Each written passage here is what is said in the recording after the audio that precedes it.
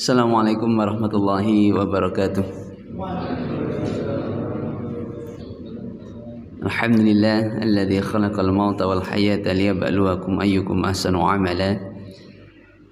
Walhamdulillahilladzi anzala as-sakinah fi qulubil mu'minin liyazdadu imanan ma'a imanihim. Asyhadu an la ilaha illallah wahdahu la syarika lah. Wa asyhadu anna Muhammadan abduhu wa rasuluhu la nabiyya wa rasula ba'dah. Allahumma salli wa sallim wa barik ala nabiyyina Muhammad wa ala alihi wa ashabihi ajma'in, amma ba'du. Fa ya ibadallah usikum wa iyaya bi taqwallah faqad fazal muttaqun. Wa qala Allah ta'ala fi kitabihil karim, a'udzu billahi minasy syaithanir rajim. Bismillahirrahmanirrahim. Ya ayyuhalladzina amanu taqullaha haqqa tuqatih wa la tamutunna illa wa antum muslimun. Wa qala ya ayyuhalladzina amanu taqullaha wal tanzur nafsum ma qaddamat lighad wattaqullaha innallaha khabirum bima ta'malun. Wa qala ya ayyuhalladzina amanu taqullaha wabtaghu ilaihil wasilah wa tujahidu fi sabilihi la'allakum tuflihun. Hadirin jamaah pengajian subuh yang dirahmati Allah, marilah kita sama-sama senantiasa bersyukur kepada Allah Subhanahu wa ta'ala. Bersyukur atas segala rahmat yang Allah berikan kepada kita, yang tercurah kepada kita seluruhnya tanpa ada hentinya, setiap saat, setiap detik. Maka mari kita senantiasa bersyukur dengan meningkatkan ketaatan dan ketakwaan kita kepada Allah Subhanahu wa ta'ala. Bersyukur dengan berzikir kepadanya, bertasbih dan bertahmid kepada Allah Subhanahu wa ta'ala. Salawat dan salam mari kita sama-sama haturkan kepada Rasul kita Muhammad sallallahu alaihi wasallam dengan penuh kerinduan dan kecintaan kita kepada beliau, dengan penuh harapan kelak kita akan berjumpa dengan beliau. Amin amin ya rabbal alamin. Mari kita awali majelis kita hari ini dengan membaca suratul Fatihah. A'udzu billahi minasy syaithanir rajim. Bismillahirrahmanirrahim. Alhamdulillahi rabbil alamin. Ar-Rahmanir Rahim. Maliki yaumiddin. Iyyaka na'budu wa iyyaka nasta'in. Ihdinas siratal mustaqim. Siratal ladzina an'amta 'alaihim ghairil maghdubi 'alaihim waladdallin. Amin. Baik, kita sampai kepada maqalah yang ke-13. Ini maqalah yang cukup menarik ya. Maqalah yang 13 ini cukup menarik bagi kita untuk kita resapi dan kita renungi bersama-sama. Kita kontemplasikan, kita muhasabahkan kepada diri kita. Bismillahirrahmanirrahim. Kaifa yusyriku qalbu suwar al-aqwan muntabi'ata fi mir'atihi. Kaifa yusyriku qalbu suwar. Kaifa, bagaimana mungkin, yusyrikul qalbu suwar, hati kita itu akan bercahaya. Bagaimana mungkin hati kita akan bercahaya? Al-aqwani muntabi'ata fi mir'atihi.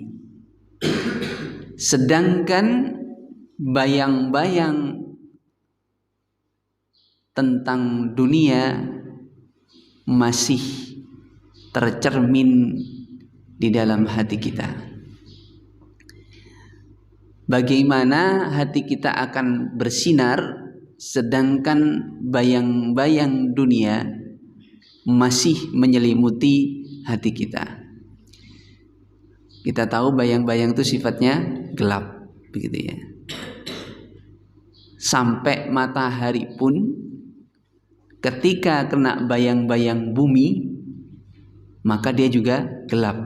Padahal matahari.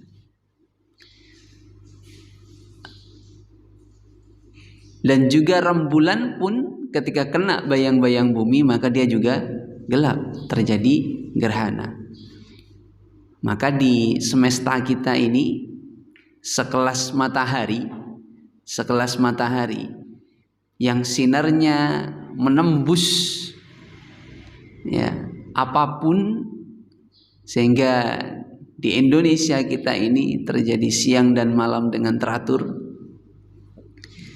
Tapi ketika terkena bayang-bayang bumi ketika gerhana matahari, tetaplah akan gelap. Maka hati kita juga sama.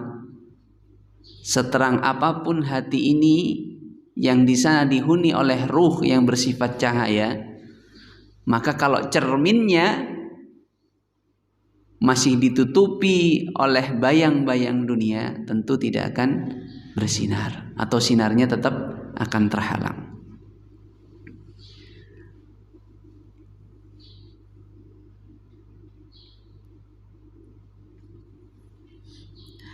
Am kaifa yarhalu ilallah. Juga bagaimana yarhalu ilallah, akan pergi menyongsong kepada Allah Subhanahu wa taala.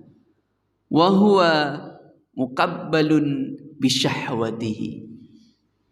Sedangkan dia masih terbelenggu oleh syahwat atau hawa nafsunya. Bagaimana hati kita akan bersinar sedangkan cerminnya masih dibayang-bayangi oleh dunia, dan bagaimana juga akan pergi menyongsong kepada Allah Subhanahu wa taala sedangkan dirinya masih dibelenggu atau diikat atau dirantai oleh nafsu atau syahwatnya. Am kaifa yatma'u ayyadkhula hadratallah wa huwa lam yutatahhar min jinabati ghafalatihi. Bagaimana juga ya,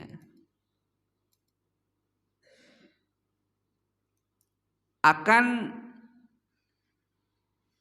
bertamu ya.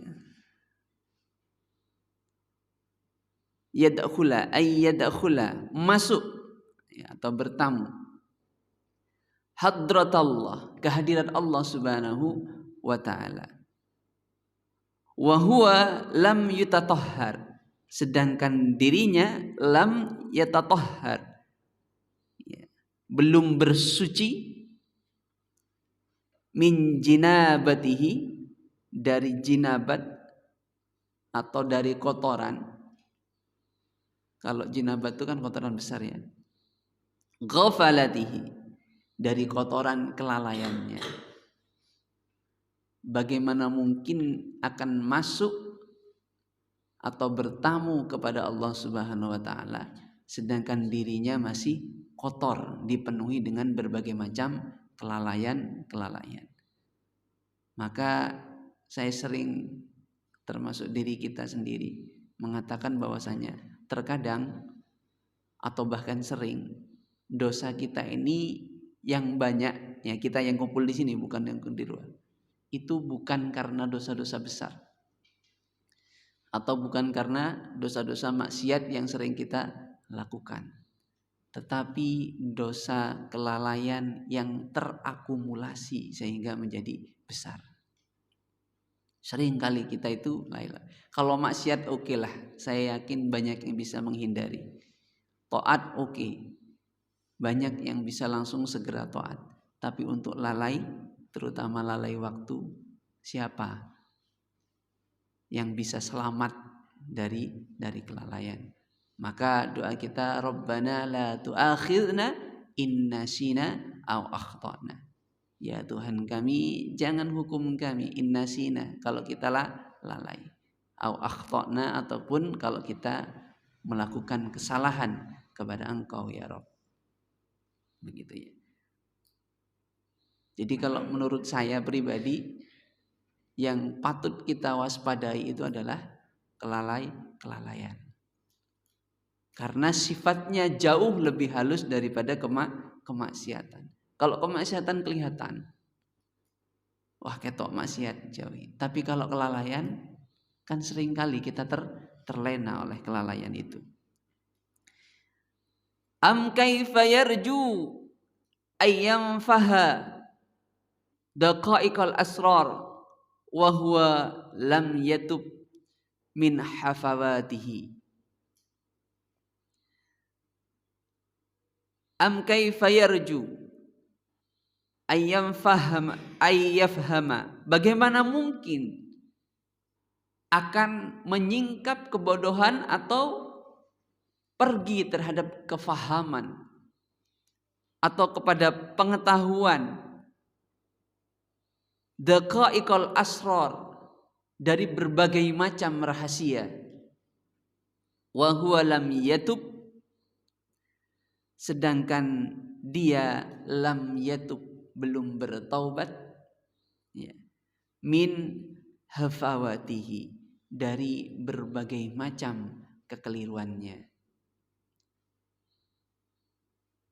Nah, ini sebuah makalah yang cukup dahsyat kalau menurut saya, untuk dalam menata hati kita sampai kepada Allah Subhanahu wa ta'ala. Bagaimana mungkin hati itu akan bersinar sedangkan di dalamnya masih tersimpan bayang-bayang akan dunia, atau di dalamnya masih dikuasai tentang bayang-bayang akan dunia. Dan bagaimana mungkin dia akan pergi kepada Allah Subhanahu wa ta'ala, menyongsong Allah Subhanahu wa ta'ala, sedangkan di dalamnya masih terbelenggu, atau bahkan berlari kepada Allah Subhanahu wa ta'ala, menyongsong Allah Subhanahu wa ta'ala, sedangkan di dalamnya masih terbelenggu oleh hawa nafsu atau syahwatnya. Bagaimana mungkin akan masuk atau bertamu kepada Allah Subhanahu wa ta'ala sedangkan dirinya masih dipenuhi dengan kotoran kelalaian. Dan bagaimana mungkin akan terbuka kefahaman tentang segala macam rahasia sedangkan dirinya belum bertaubat dari berbagai macam kesalahan. Maka ini penting kita renungkan, kita kontemplasikan, kita fikirkan setiap kita berada sendiri bersama dengan Allah Subhanahu wa ta'ala ketika kita beribadah.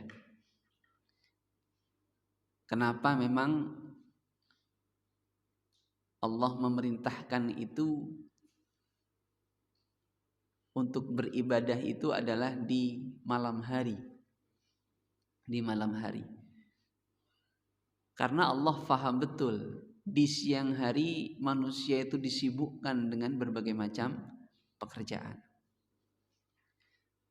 Ya.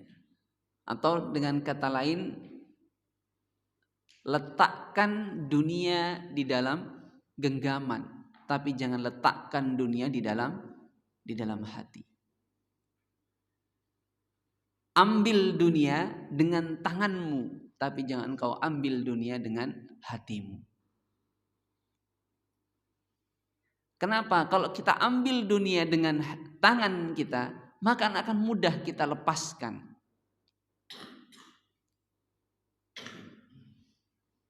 Kalau kita ambil dunia dengan tangan kita, maka kita yang mengendalikan dunia. Sedangkan kalau kita mengambil dunia dengan hati kita, maka kita yang akan dikendalikan oleh dunia. Islam tidak melarang kaya, bahkan juga dianjurkan untuk kaya.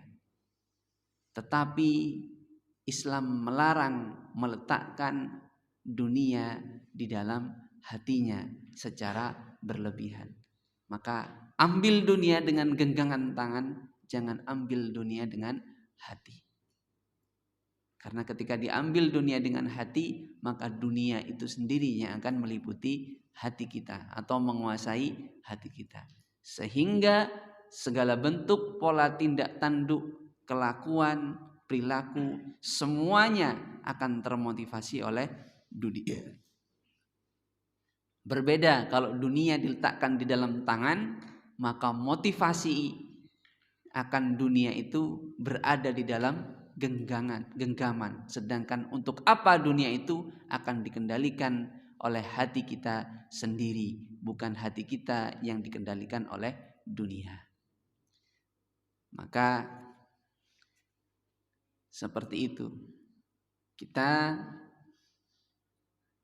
ketika di malam hari berkontemplasi atau bertafakur, ya ayyuhal muzammil qumil laila illa qalila nisfahu aminkus minhu qalila au zid alaihi warattilil qur'ana tartila.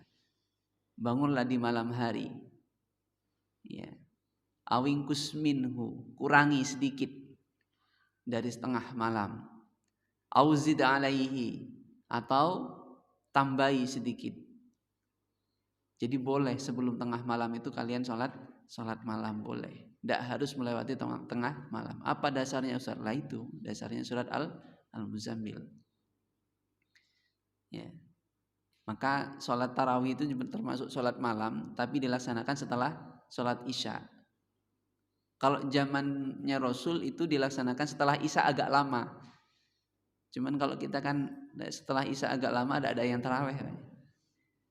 Ya, kalau bulan Ramadan nunggu nanti tarawihnya jam 9, enggak ada yang tarawih, saya yakin ada yang tarawih. Sehingga ada proses, Rasul enggak keluar, ditunggu.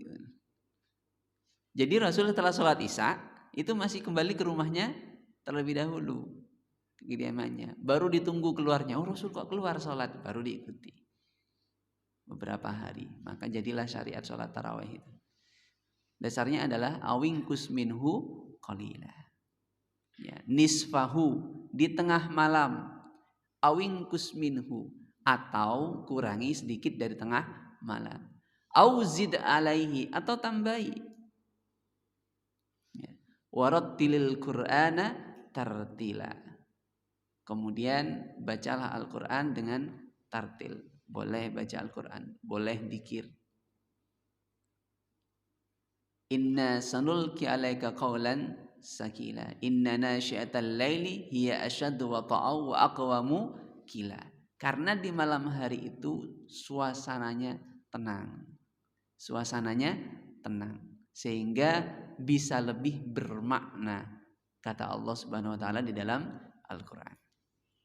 Ya, termasuk berzikir, termasuk baca Quran. Itu di saat itu, termasuk sholat lail sambil meresapi, termasuk juga mungkin ada hajat, ada doa yang ingin dipanjatkan saat itu, ya, saat itu. Cuman kan kadang hajat-hajat kita itu dengan diiringi hawa nafsu, itu yang jadi beban. Ya, bagaimana mungkin kita akan menyongsong Allah Subhanahu wa taala sedangkan yang kita panjatkan masih dibelenggu dengan hawa nafsu.